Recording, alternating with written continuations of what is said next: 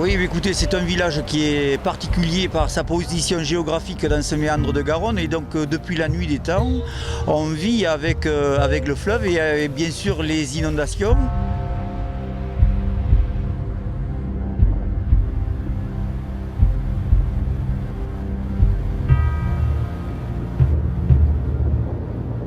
Alors les inondations qui aujourd'hui pour les hommes sont un petit peu ennuyeuses, mais qui autrefois enrichit tout ce territoire, ces terres sablonneuses et tellement riches qu'aujourd'hui encore elles sont toujours très fertiles.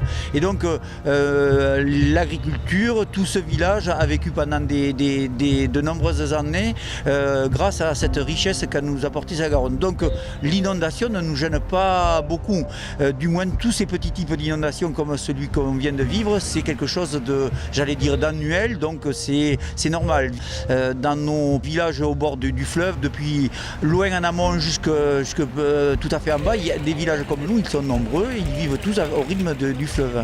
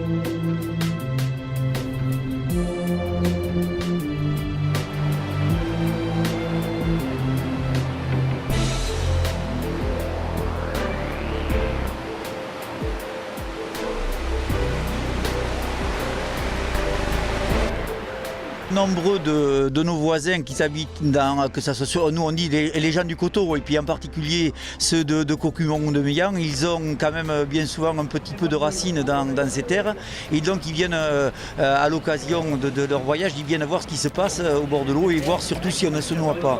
Et ils nous encouragent et surtout nous témoignent leur sympathie dans des cas de ce genre-là, et nous proposent des fois de nous héberger si vraiment ça allait plus mal.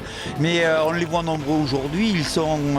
Ils sont habitués, mais il y a de nombreux gens qui arrivent un peu de partout et qui sont surpris de voir l'eau en quelques jours à des hauteurs de ce genre-là, puisque en quelques heures, le fleuve a changé nettement de niveau, puisque là, ça a monté en gros de 4 à 5 mètres et au bout d'un jour et demi, 2 jours, donc effectivement, ça surprend un peu tout le monde.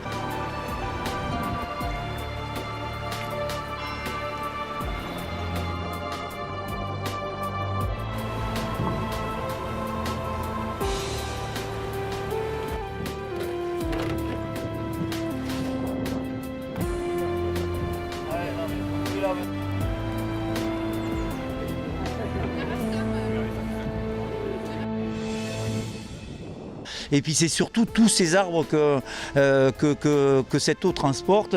Et bien sûr, aujourd'hui, ce n'est plus que pour le fun. On attrape du bois pour perpétuer la tradition. Mais autrefois, le sabotier que nous avions dans le village, lui choisissait son bois et toutes les branches d'aubier pour faire ses sabots. Il n'attrapait pas comme nous n'importe quel bois.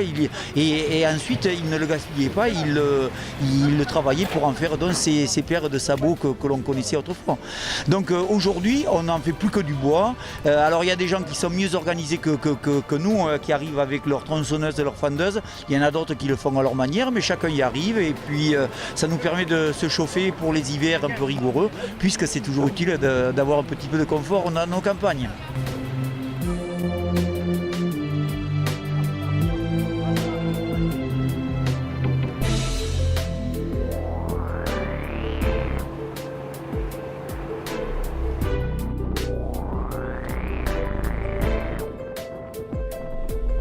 historiquement, ce village étant situé à un endroit particulier, les gens du village, depuis la nuit des temps, se sont toujours organisés pour s'entraider.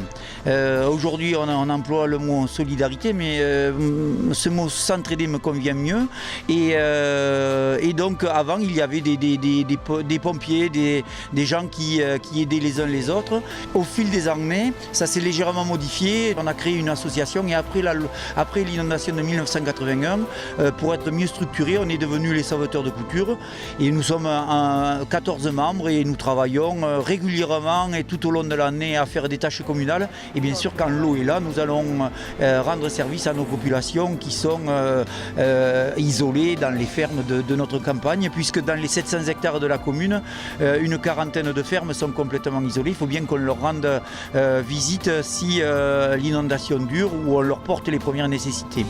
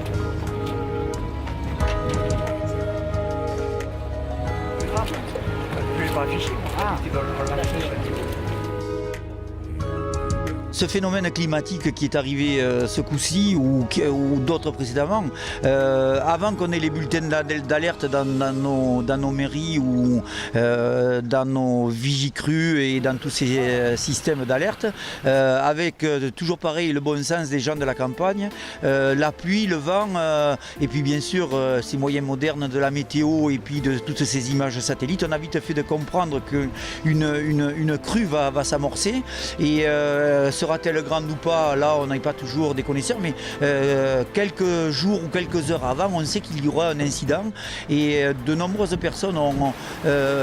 c'est un sens de l'observation ni plus ni moins, on est déjà prêt avant que Garonne monte et donc on n'est pas pris au dépourvu, normalement on n'est pas pris au dépourvu. Mais après la quantité, le volume et le débit de l'eau, on ne le connaît pas, mais là normalement on devrait être mieux informé et là ce système d'alerte qui est organisé par le système et par la préfecture, etc., normalement devrait bien fonctionner, mais depuis de nombreuses années, ça ne fonctionne pas très bien.